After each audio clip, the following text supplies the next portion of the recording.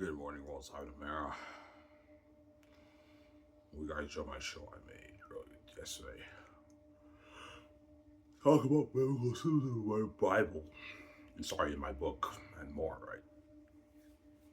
You know, guys get a little bit of the history how I wrote my book, how I got the names, the locations, the ideas. Yeah, I got ideas all off that.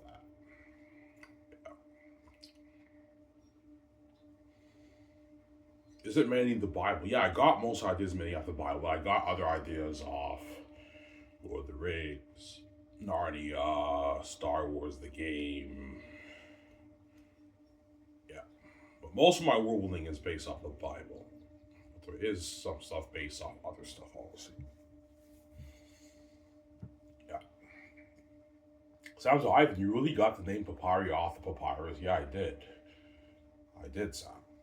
Yeah, the papyrus, the paper that they used back in the day when they wrote the transmission of the New Testament. I got the name papyri off that. Obviously, not the sick name papyri. I know papyri is a sick name. Yeah, I love the name papyri. I know papyri is a sick name.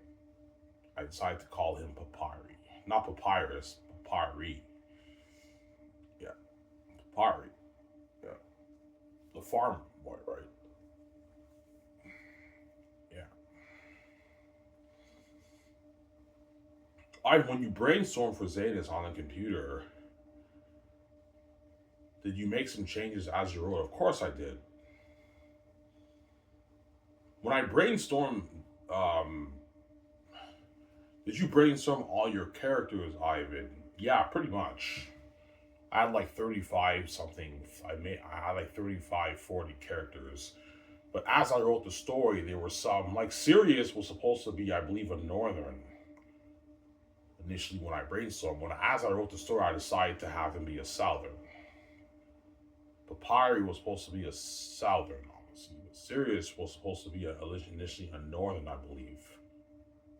Yeah, but as I wrote the story, I had Sirius be a southern. So I did make. There obviously are some changes to what I initially brainstormed because I'm a gardener like George R. Martin. I just write. I did brainstorm. I did a long brainstorming of things, a couple pages worth of brainstorming. 4 pages, maybe 5 pages. I used to have it saved on my computer, but I deleted it. And it's a lot different than what I initially brainstormed. But all the characters I wrote down and everything on there are pretty much all the characters that you see in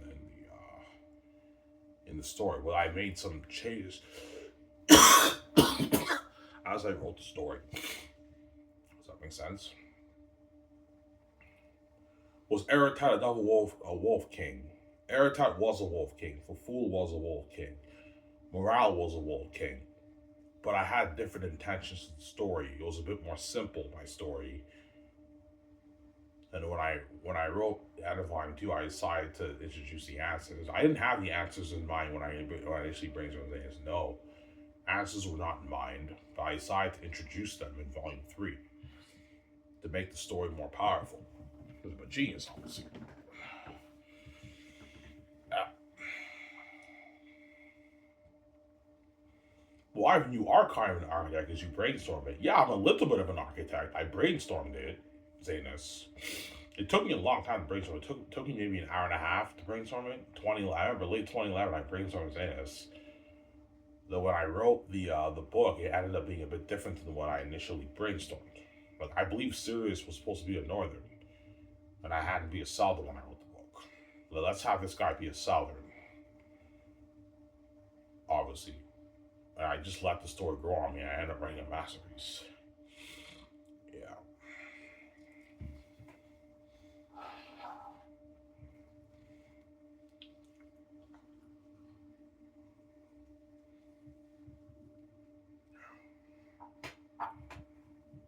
Yeah. Well, I have to go to the welfare office. Yeah.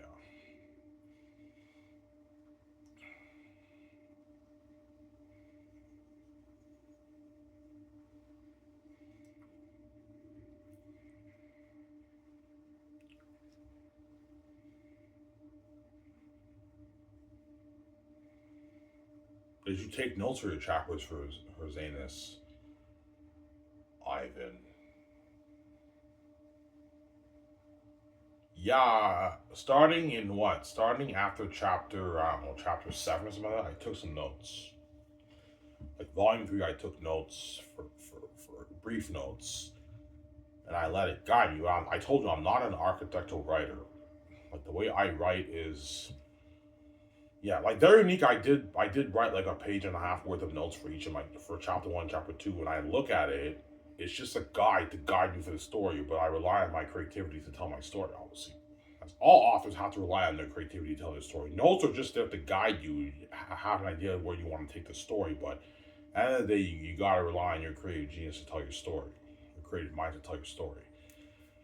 And I'm a gardener like George R. R. Martin. I just plant the seed and I let it grow, and that's how I know how I write.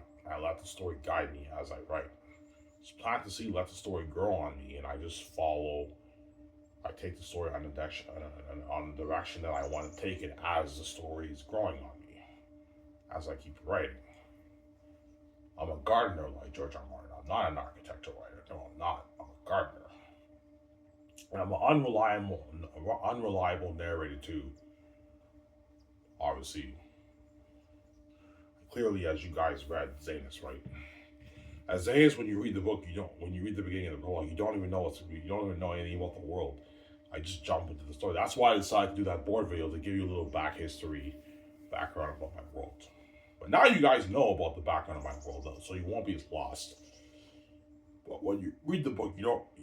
I just jump right into the story. I don't even tell you what the world is really like. Yeah. Until you read later on in the book, Tactics, and then more posted notes. They talk about the North. Tactics talks about a little bit about how when you pass above Valley, the South is different. The atmosphere seems to change. That's where you get a little bit of information about the North and the South, obviously. And you'll get more information when we read Volume 3. I will start for you. Yeah.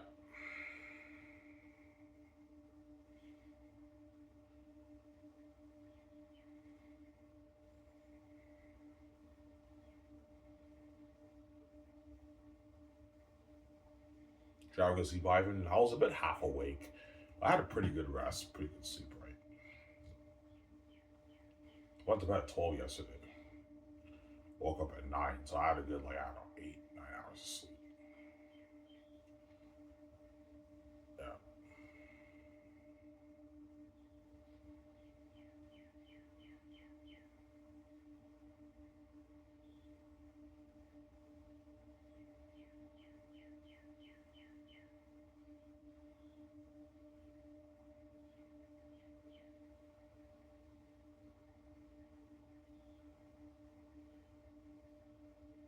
Yeah.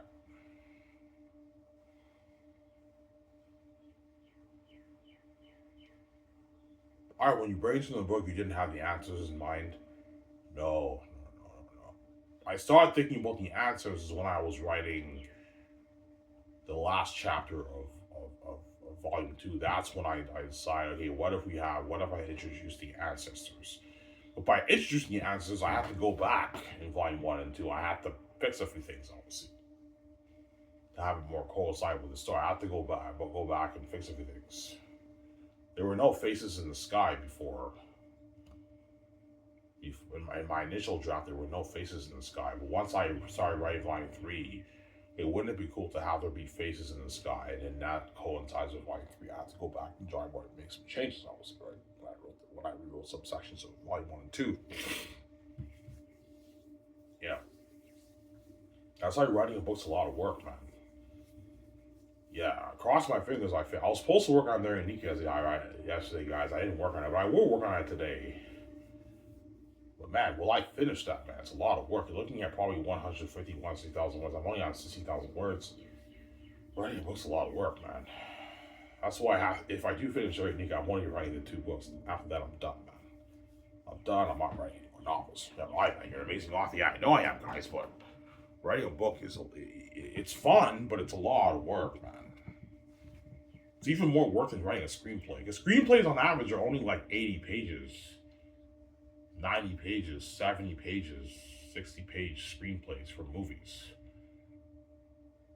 It's a bit tougher, but screenwriting, you only have to write like a 60, 60, 70, 80, 90-page screenplay. Obviously, it's not as much work. It doesn't take as long to finish a screenplay. Unless it's a really long movie. Like Xanus will be dirty. Like Xanus will be like 350, 400-page screenplays. It's like crazy. The 3 volumes. Obviously. Whereas writing a 400, 300, 500, 800-page book, it's a lot of work, man. Yeah. Writing a book, you can argue, is a bit more work than even writing a screenplay. Most movies are about an hour and like 40 minutes, 2 hours. Those are like 50, 60-page screenplays, right? It takes a couple months, you're done. But it's tougher to write a screenplay than a novel, though. That's the thing, though. Screenwriting is tougher than writing a novel, so it could be just as long.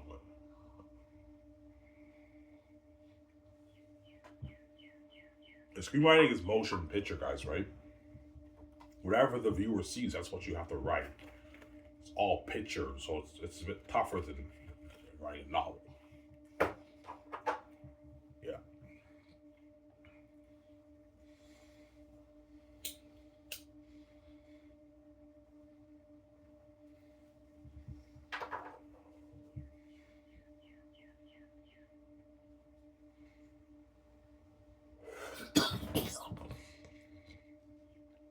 Alright, even you're there, Nick reads like a movie, I know.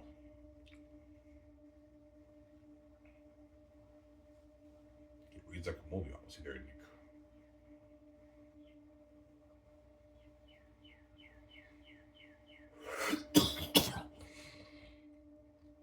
I know it's too late for me to say this, but happy Easter, guys, right?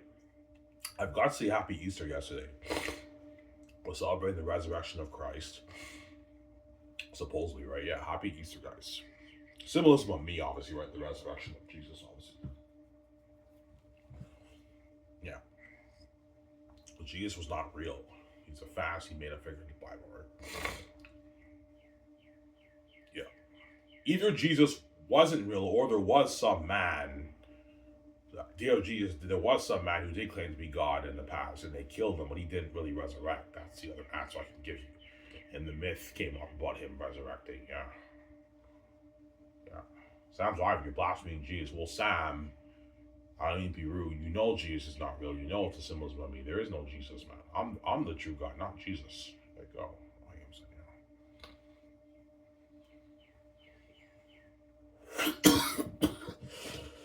saying, you guys just act like I'm not God because you're X. Yeah, we're X, so we're not going to be that you're God. Let's pray to Jesus, even though Jesus is not real. Yeah. Well, that's funny, I know.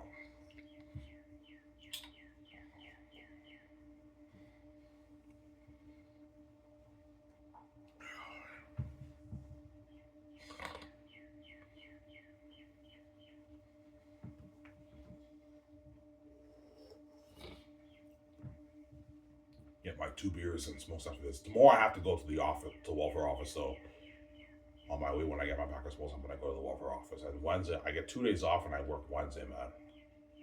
And he's like, I just wake up at 7, take a shower, go to work, get it over with. Get your 6 days off again, right? Yeah.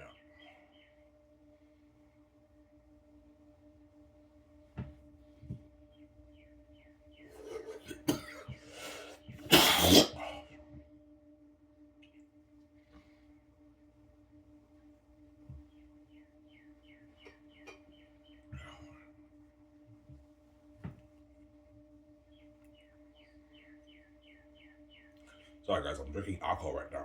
Ugh. That was from yesterday, right?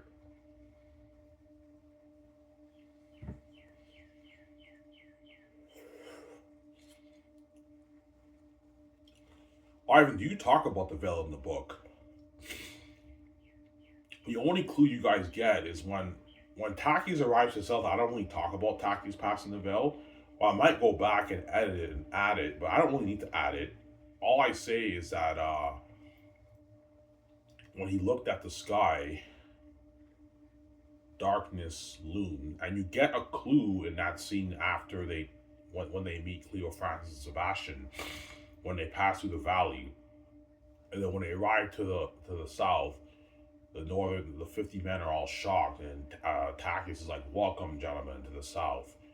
He's like, "Better is the north. This is a ruin." But if there is no veil, they would have seen a bit of the south, but they didn't see it. It's veiled by the mist. There's a veiling, obviously. It's a bit, but the veiling in my book is a bit what? Anonymous? Is that a right word to say? It's a bit ambiguous. You don't really know. But in the movie, there will be a mist that veils it, obviously. And Takius talks to that scene that you guys read in Exum Savage when they're posting notes. Takius says, when I arrived to the south, they seem to be a change in times and laws. Obviously, like the atmosphere deemed to change. It feels tainted. So it's a different kingdom, but it's a bit ambiguous, if that's the right word for it. In my book, like, it's not as clear. But in the movie, I want to have the veil and the mist. There is a veil in my book when you read. You have to just pay careful attention when you read the book, right?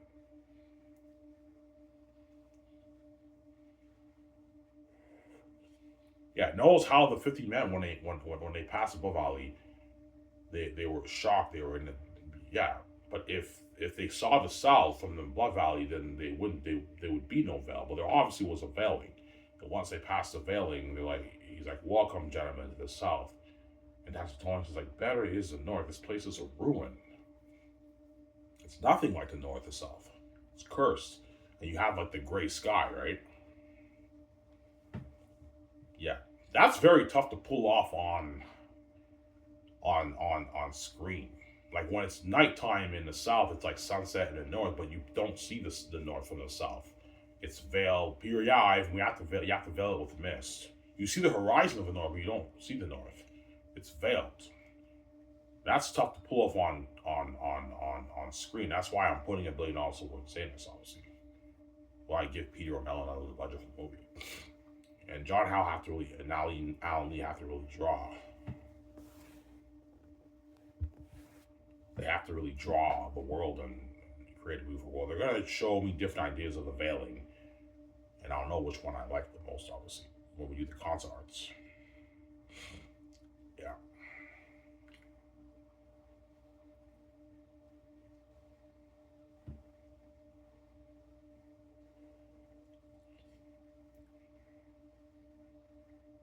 Today is a holiday, by the way, right? Easter holiday. Yeah.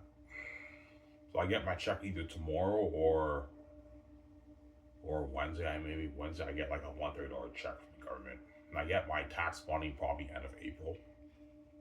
Around there, maybe next week I get my tax money. Right? I want to purchase that treadmill. I want to work out and lose the weight. Yeah.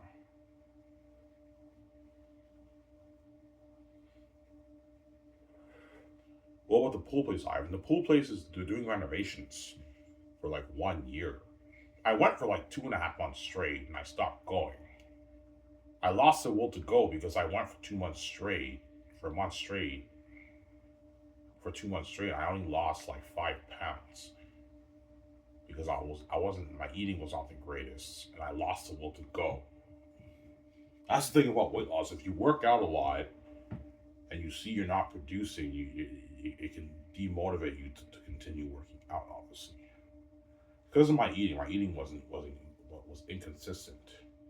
Key is your diet. You have to eat healthy food. My idea is to work out 7 days a week and only eat 1 meal a day. In the afternoon around maybe 4, 5, 6 o'clock, I'll eat. But eat a big plate, that way you're fed well. Like 3, 4 chickens and a salad and maybe some rice with it or something like that. And you're satisfied. And you'll lose the weight on it. And I want to get down to 194, 190, lose like 74 pounds, 73 pounds. I'm 263 right now, 264, lose like 74 pounds. I can lose 74 pounds in maybe 7 months. End of the year, I can lose the weight. I just gotta be serious, obviously. Yeah. So I'm motivated me to lose the weight. Yeah, I used to be a fat fat guy, Sam. He lost all that weight. But it took him years to lose weight. It took Sam, I think, like 3 years to lose weight or something like that. 3, 4 years to lose weight. I remember when he posted his thing on his social media. He's like, "Yeah, guys, I'm gonna be losing weight," and he started his weight loss journey. But it took him years. I think maybe 3, 4 years to lose 250 pounds. Sam, he was consistent for like 3, 4 years.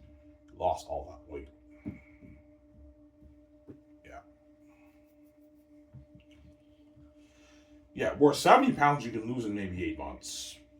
8, maybe 9 months. It doesn't take as long. But end of the year, I can get down to 190 by the end of this year. It's already April. 8 months will be after 8 months will be the end of 2026. So by the end of the year, I can get down to 190. I should be serious. Yeah.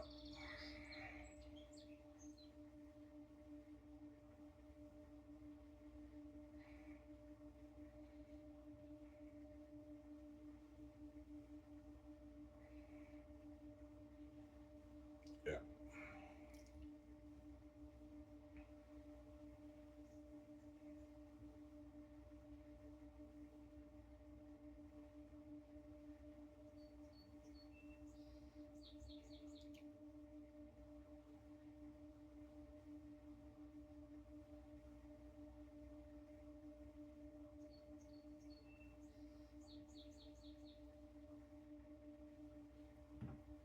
Yeah.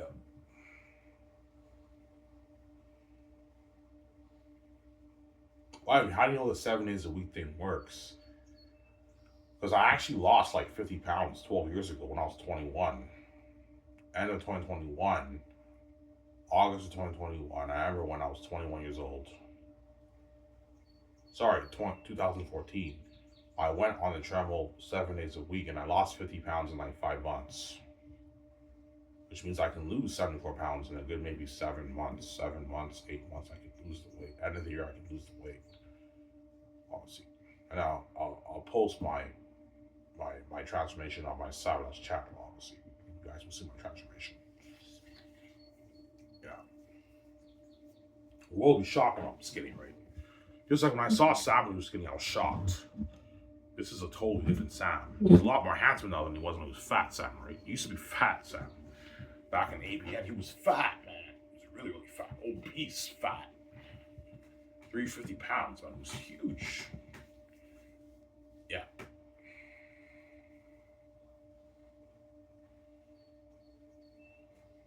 Obviously. No, he's not about that.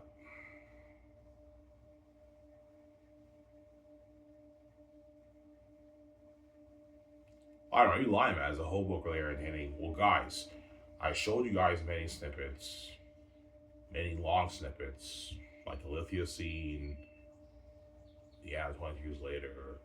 And were you hooked? Reading it? Yeah, we were hooked. You want to know more? Yeah, I want to know more. Yeah. So this is a masterpiece, man. You just hook for hours from the page. It's a masterpiece. There are some scenes that are not as entertaining as others, but they're so entertaining enough to keep you turning the page. Obviously.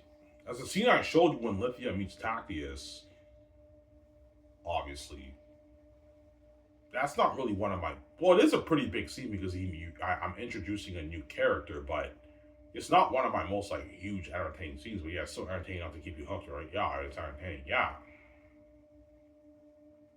obviously. But that scene is one of my favorite scenes in the book. Top maybe 15 best scenes in my book, obviously. Amazing scene, that scene. What's your favorite scene in the book, Ivan? The Ephesus scene and the ancestor scene. The second ancestor scene in the towards the first ancestor scene is amazing, but it's not as good as the Ephesus scene. It's not as good as the second ancestor scene. Yeah, second ancestor big scene. The ancestor scene, when you guys remember, you'll see what I mean. And the Ephesus scene are just as good. They cancel each other out because they're so good. Those are the greatest scenes in my book. You'll see them when you read volume 3. You'll be blown away by them. By that scene. That's cinema on the page, man. Here's cinema.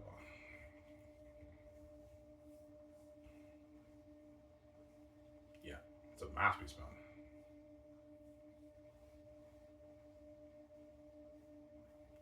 You get that Prince of Egypt vibe. How Moses is a cocky prince. He doesn't care about the slaves, and all of a sudden he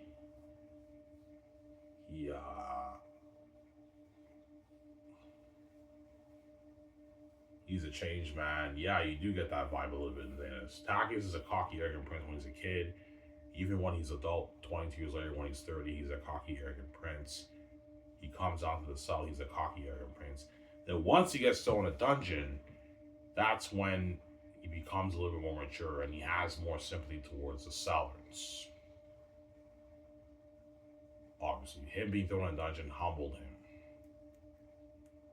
And then when Cassius can't sleep and he tells Taki, as you guys read, I have a bad feeling that the wolves are coming here. Taki's like, yeah, these people are coming with us. We can't leave them here, Taki's. Fate brought us here. I believe we're here to save these people in South Inheritance grasps. Devil wolves. And Cassius is like, Taki's, are you crazy? Like, the Northers don't like the sounds of it. That's why he said, think twice of what you're saying, Takius.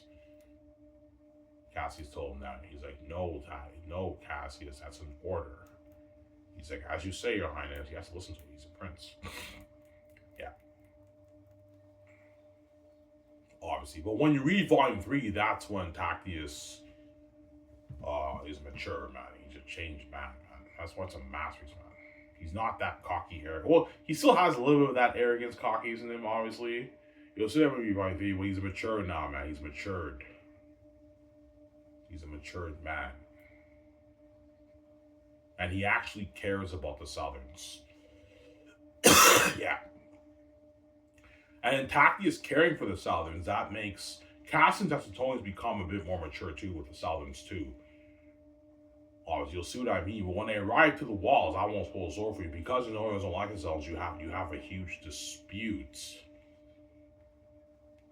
Obviously, and the only hint I can give you about that scene is, you know, in the New Testament when Paul says there's no distinction between Jew or Greek, the Jews or the Greeks, obviously, or the Gentiles. Well, when you read that scene, you'll see what I mean. All I'm gonna say is Tactius, he defends the Southerns. That's all I'm gonna say. When they have that huge, when the Norths and Southerns have that huge dispute, that's an amazing thing. That's a funny scene in my book. Yeah, you'll see that when you read the passage, guys. That's funny. When they arrive to the walls in Volume 3. Yeah. Yeah. North and South don't like each other, man. Yeah. Yeah. You know, in the Peter's Eye, they don't like each other. There's a huge dispute. But yeah, Peter's Eye, right? Looking at our mouth, he's going, I know Peter. It's real right. Yeah.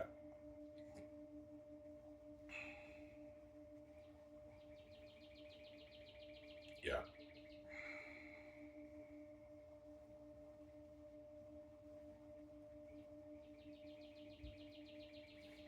You know that scene in the Council of Iran? How the elves and dwarves don't like each other? Yeah, like I'll rather have my ring in the hands of an elf. Remember? And like also got up. Yeah, I think something kind of like that for the dispute. When they arrive to the walls, they don't like each other, man. The Lords and the Southerners, they don't like each other. That's funny, I know. They don't like each other, man. And Tactius defends the Southerns. That's all I'm gonna say. I won't spoil the story for you. We're looking at a bathroom. Give me a second, guys. After use the bathroom. Back in a sec.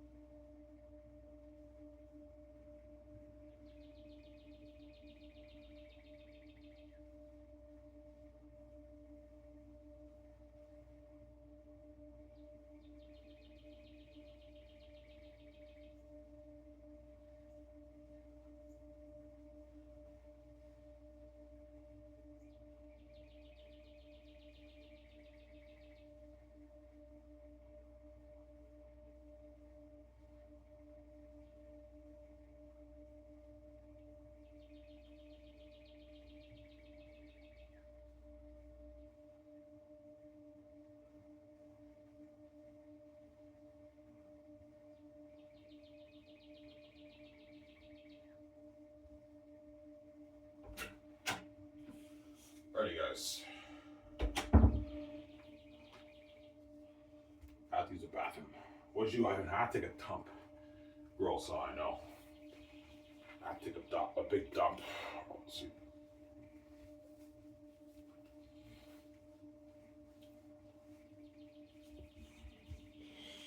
Yeah. I take a dump. That's gross. You know? It's a part of human what? Human nature. When you gotta go, right? That's gross. I know. That's disgusting.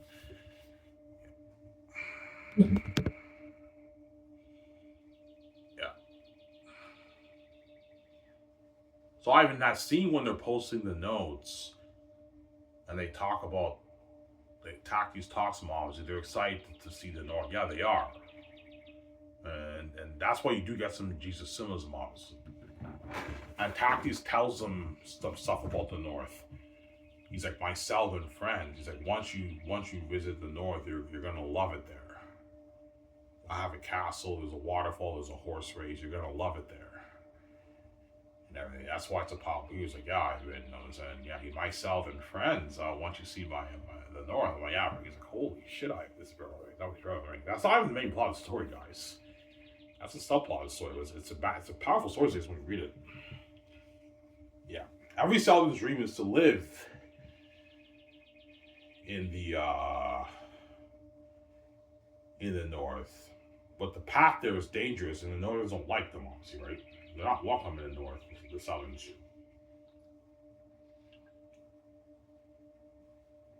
That's why Cassius told Cleophas and Sebastian, head to the North, it'll be safe for you there, but as a Southern, you'll not be welcome. When you ride to the gate, tell them that Cassius sent you. They're like, thank you. Yeah, that's why Cassius told him that, because he knows the Southerns the Northerners won't let them in the wall, obviously. What happens to those characters? You have to read Volume 3 to understand. I won't spoil stuff, but they're very minor characters, those guys. Cleophas and Sebastian. But you'll find out what happens to them when you read Volume 3. I won't spoil stuff for you.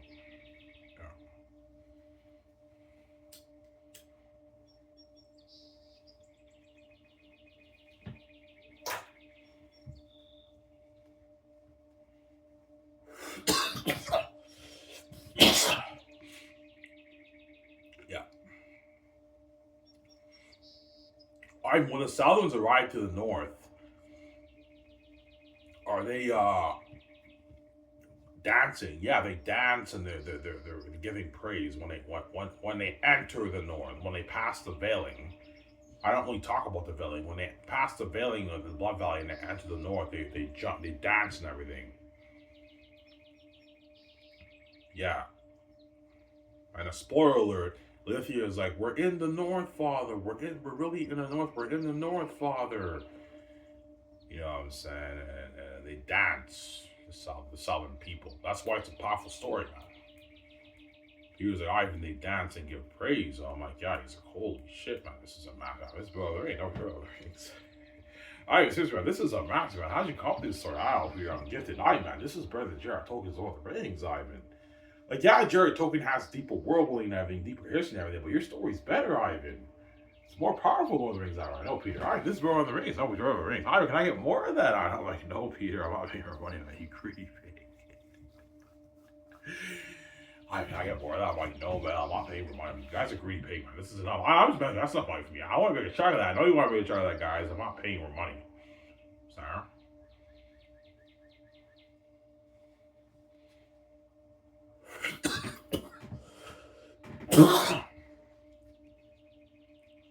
Yeah.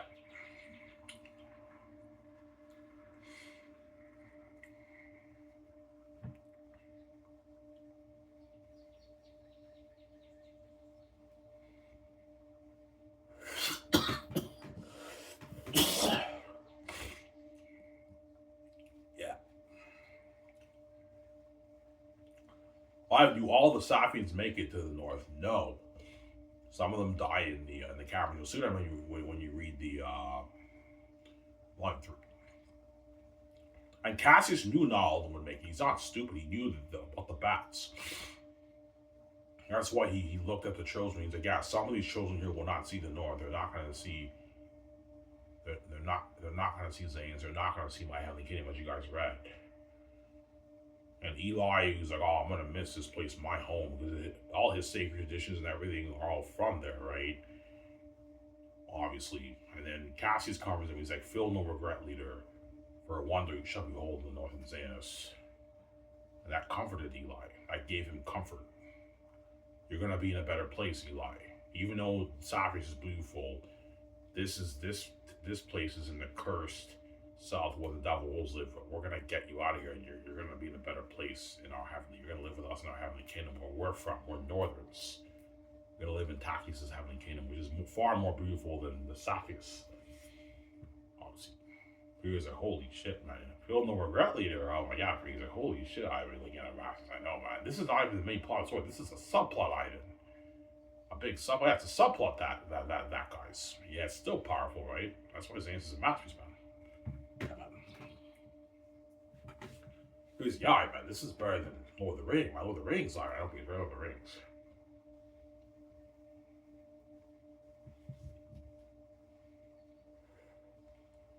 Yeah, Peter will be shocked. He'll tell me, "I man, like, seriously, man, like, when did you learn how to crack the code and write like that, man? Like, your novel is the greatest novel I've read in my life, Ivan. Like, I was just hooked for hours turning the page. Like, that's a masterpiece, Ivan. That's better than Jared took his over the rings, Ivan. I know, Peter. It's very true. Took his over the rings. Yeah. I do think your book blows Lord of the Rings out of the water. No. It's close, but the answer is better. It's more entertaining read. Lord of the Rings is also a masterpiece, but Lord of the Rings, even though it's a masterpiece, man, I'm not gonna lie, guys. It's a little bit boring for me when I read some sections of the book, right? A little bit boring. Like, I don't get it. Feels a bit dry when I read Lord of the Rings. Like, Xanus, you don't get that dry feeling. It feels fresh, and you're just entertained and hooked reading it, obviously. But Lord of the Rings has the richer, much richer speech and word choices and the descriptions, and it's beautifully written. Because Tolkien was an English Oxford professor, so he knew the English literature much better than I did. My book's a bit more simple and everything, but it's still the more entertaining read when you read it, obviously. And Lord of the Rings has richer world building than my book too, and a richer history. But my story, my world building is rich too, but it's not as rich as Lord of the Rings. The magic systems are not as rich. Well, the magic system in my book is actually pretty rich. It's pretty deep shit too. It's deep shit, but I don't really introduce the magic stuff until volume 3. The magic systems, right? The only hint you get of the magic is the north and the south, the constellations like the sun and the moon and stuff, right? In the sky, but I mean,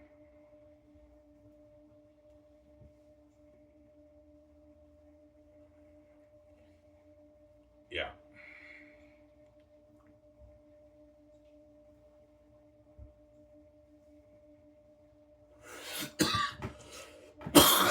Yeah, Ivan, your dialogue is beautifully written, dude. Yeah, it is. There's a lot of beautiful dialogue that I read in your book, Ivan. Yeah, it is beautiful dialogue. Also, feel no regret, leader. For a wonder you shall behold the northern Xanus. Cassius tells you that. Yeah, obviously. How many? Oh, your book is set. I know.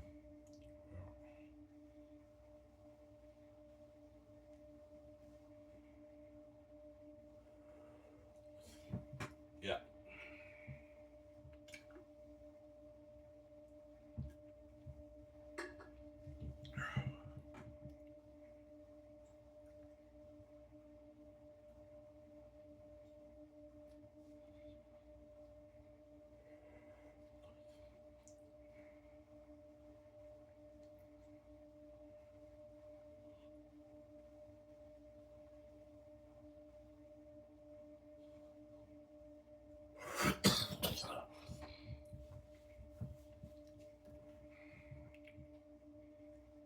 Yeah.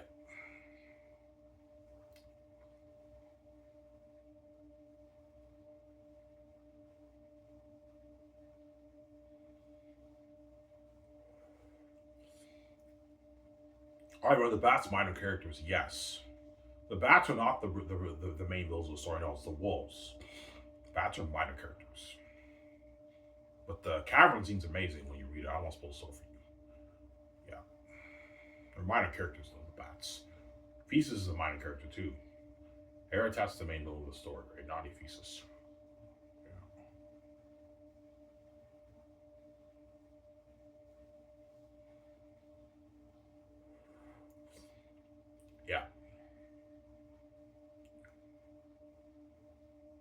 Why do you think Xanus will be buried on the rings? Because I wrote the book and I'm picturing the scenes in my mind. If you turn that into a movie, it will surpass even Lord of the Rings, guys.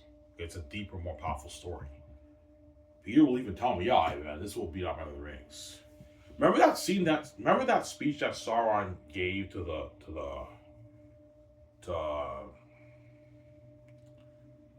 Orc Army Two Towers. But my lord, there is no such force.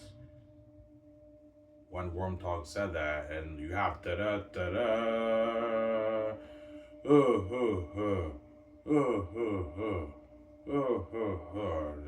and Sauron raised his hand. We shall march to the land of yeah. Remember that?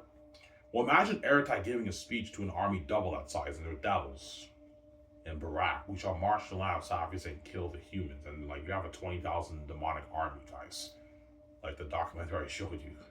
That's already you're already hooked with that. And they arrive to the city, it's empty, man. And you have a huge army, a 20,000 army, man. Yeah, and you have an excess like Prince of Egypt and their cav. Think something like Moria, but you have like 6,000 civilians in there with scared with torches, man. Like, and the cavern city will be even bigger than Moria. Obviously, I'm gonna tell John how I want the cavern city to feel even bigger than Moria. And because I have a big budget, I can build bigger sets, and the world can look much better than even Peter Jackson's Moria movie because I'm putting more money towards the movie. Yeah, you're looking at a masterpiece, man. It's a huge city, the cavern city, obviously. Yeah.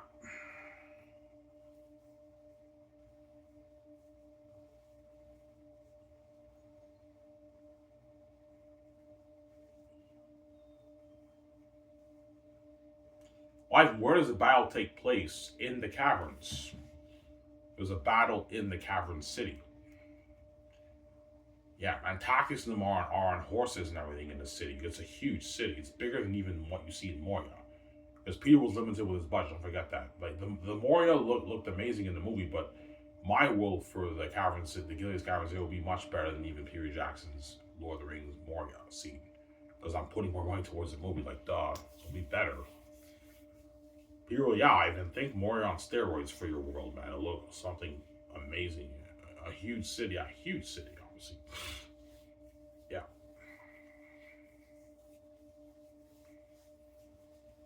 Hi, Samsara.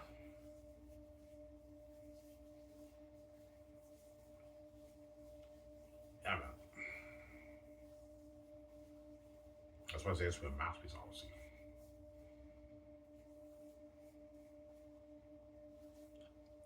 Masterpiece, say this. Say this will be a masterpiece. Yeah.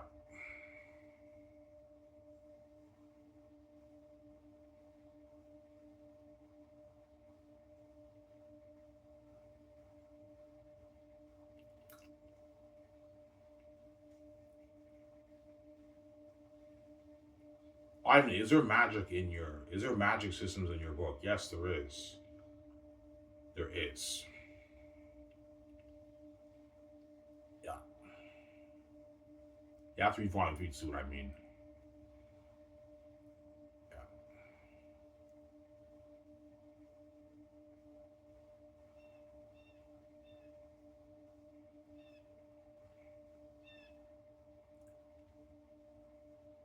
Is the magic deep in your book? Oh yeah, it's deep. Volume 3 is deep, man. It's a deep plot. So this is a deep story. Very, very deep. Yeah, why? It doesn't feel that deep. Yeah, because I didn't show you Volume 3, guys. That's why I'm not showing Volume 3. But when you read Volume 3, you'll see what I mean, man. It's very, very deep.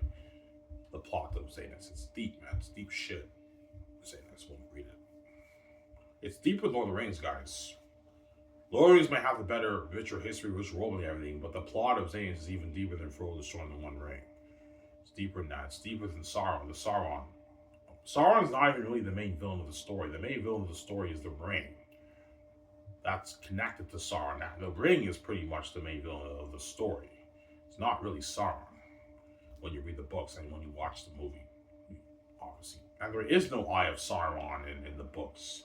Tolkien doesn't really talk about that. That's something that Peter Jackson made up in the movies. There is no Eye of Sauron. You know, remember that tower with the Eye of Sauron? That's not in the books, if I remember reading it. You Lord of the Rings fans help me out. There is no Eye of Sauron, right? Yeah, there is no Eye of Sauron.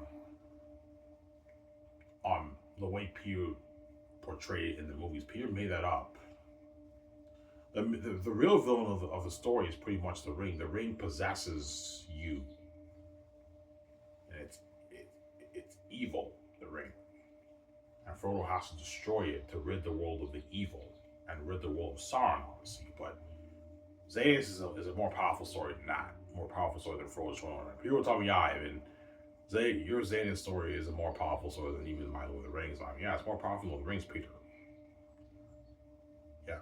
If you thought the ending of Return of the King is powerful, guys, Xanus will beat that, man. It'll be more powerful than even Return of the King, man. People will tell me, yeah, man, this is more powerful than Return of the King. My Return of the King, yeah, more powerful than your Return of the King, Peter. Yeah, man. That's why all the Howard Acker's agents, when I sat Scotch and table with VJ, obviously they're all going to be calling my office, man. Because they all want to be a part of that movie so bad. All the Howard Acker's agents are calling, man, my office. It's crazy, man. Hello, this guy's I'm helping. All the agents and managers are calling my office. They're trying to get their actors the part. Yeah, man, I read Ivan's book, That's the Mountains, man. I want to be a part of that $3 billion budget movie. And all the agents call. Hundreds of agents in Hollywood are calling, man. It's crazy. Yeah. Obviously. And that's why I told you, John Boyega, Yvonne Jones, and Jimon Su, and Andrew Elvin, those guys are lucky, man. They're going to be part of that amazing story with me, man. Fighting all those devils, man. Yeah. John will even tell me, Ivan, did you really write that book, man? I'm like, yeah, John, I wrote Ivan, that's the greatest novel I ever read. Like, Ivan, like, that blows my sequel mess out of the water. My Star Wars sequel mess out of the water, Ivan. Like, this trilogy is going to blow the Star Wars sequel mess, Ivan. Like, Disney didn't know what they were doing for Star Wars, Ivan. I know. And they did his character dirty, too. Obviously. Ivan, who do you think you're going to choose for Maramis? I don't know. I think I'm most likely going to choose Don Cheadle. But Peter might tell me to go for Vigo or Russell Crowe. Obviously, he might tell me, Ivan, choose Russell Crowe. Russell Crowe is going to build more buzz for the movie, but Russell Crowe is more expensive. I can easily afford to pay him his $100 million contract. Russell Crowe for the movie. He doesn't make that, however. But if its agent wants more money, I'm not paying Russell Crowe any more money. Yeah, Russell Crowe signed like a 93 million Canadian deal. That's like 104 million in his Australian money. He lives in Australia. He signed a $100 million deal. Pay Russell Crowe an $18 million salary. I can give him like a $9 million bonus. That's good enough for his base. And $55 million of the film profits. You pay him like $3-4 million for the game. $4 million for the game. He gets like $3.5 million for the merch he signed, and he gets his magazine money and the promo money and the speaking money. He signed about a 92 million deal Canadian, which is like $4 million in his Australian money. He signed a $100+ million deal with Russell Crowe for the movie contract. It's a huge deal. If I do choose Russell Crowe, he'll be the highest paid actor in my movie. Highest paid actor, but not highest paid person, as Peter's making way more than all those guys. Like, their contract is peanuts compared to Peter Jackson's contracts. People tell me, yeah, Ivan, like, choose Russell Crowe, but Russell Crowe, you gotta pay him a lot of money, Ivan. I'm like, yeah, Peter, I'm willing to pay him. Yeah, that's a good deal for him. A $100 million deal, that's a lot of money for Russell Crowe. Holy shit, Ivan, man, like, your studio blows Hollywood. I know, Peter. Yeah, Ivan, your film profits is unlimited, Ivan. You can afford to pay all these guys a lot of money. Yes, I can, Peter. Afford to pay Peter a lot of money and all these Hollywood actors a lot, and give them a nice piece of the profits. But if their agents get greedy, I'm not paying them any money. I'm gonna keep saying that, right? Guys get greedy. Yeah.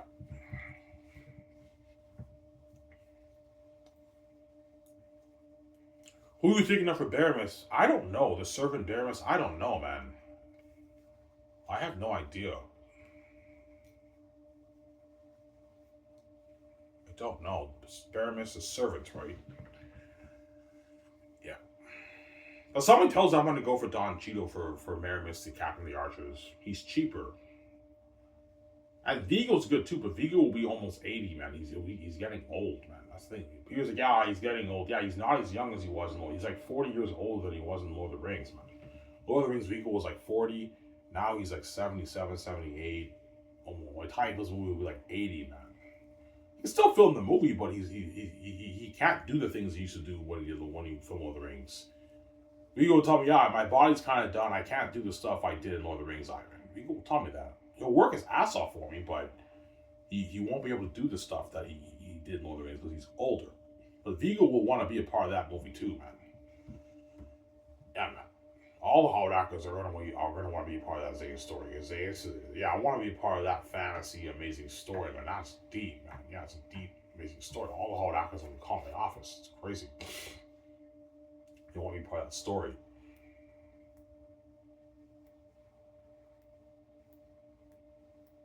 Yeah.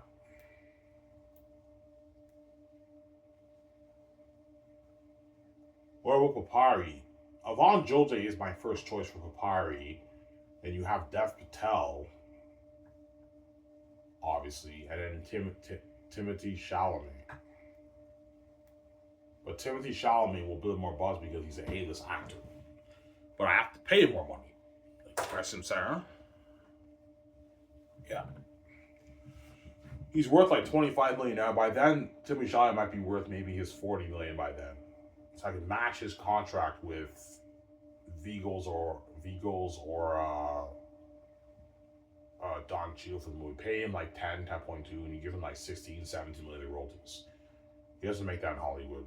Timothy Chalamet. That's a good paycheck for him for the farmer one for the movie. But something tells me Avon Joy is better. People tell me no, Ivan. Even though Timothy Chalamet is an actor, Avon Joy is better for the movie. Yeah, because he has more of that Jesus disciple look, Peter.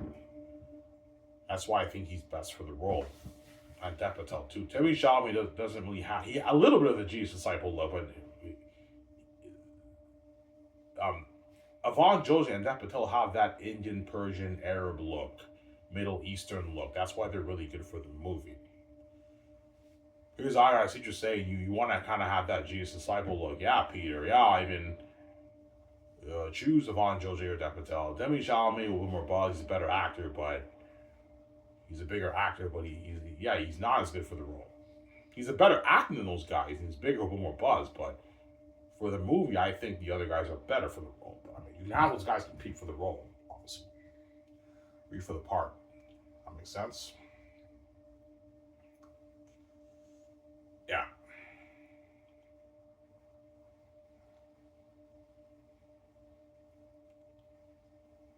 And all the actors will be competing hard. They all want to be a part of that movie. Yeah, I want to be part of that movie with Ivan, man. Yeah, they all want to be part of that movie, man. And, all the actors, right? Yeah.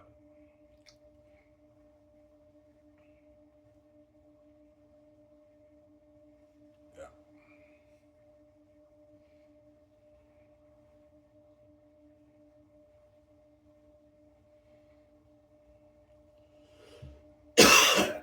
Yeah.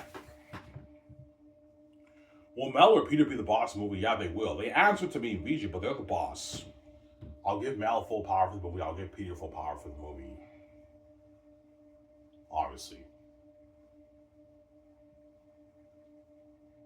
And I'll ask Peter, like, Peter, like, the amount of money I'm paying the Hollywood crewmen, is that enough? Peter's like, yes, Ivan, it's enough. They don't make this in Hollywood, Ivan. I know you worry because the actors in the 7 team, Hollywood 7 team, and us, so we're making a lot more money than them. But Ivan, man, like in Hollywood, they make nothing, Ivan. Like this is a great paycheck for these guys, Ivan. They're gonna work their asses off for us, Ivan. Yeah. Don't worry about Ivan. I'm gonna get the crewmen to work, the Hollywood crewmen to work hard for me, Ivan. Don't worry about it. 150K is a rich paycheck, Ivan. 50K 1 year, 100K the other year. That's a lot of money, Ivan. And that can last for 2-3 years. They don't see this money in Hollywood, Ivan. They make like 30K in Hollywood, Ivan. My Lord of the Rings crewmen made nothing, Ivan, for my Lord of the Rings movies. They work hard for me. Yeah, but I heard some of the guys quit on you. Yeah, even some guys quit on us, but they all worked really hard for me, Ivan. You just blind my people. Don't worry about it. They're gonna work hard for me. Don't worry about it. I'm gonna work hard for me, Ivan. Don't worry about it. This is a great page. They're gonna work their asses off for us, Ivan. Yeah, Peter, I trust you. Yeah, you have to trust me, man. Trust me. They're gonna work really hard for me, Ivan. Don't worry about it. They're gonna build amazing sets, create amazing armor, weapons, and helmets and masks, all stuff. They're gonna work their ass off for us, Ivan. Yeah. Yeah, Peter, you're right. Yeah, man, this is a rich contract. They don't make this money in Hollywood, Ivan. They make like 30K in Hollywood, Ivan. People tell me that. He's black guys for the movie. Don't worry, they're gonna work hard for me. I'm like, yeah, Peter, relax, calm down, Peter. Yeah. Ivan, you have to trust me, man. They're gonna work hard for me, Ivan. Don't worry about it. He's black guys for the movie, Peter.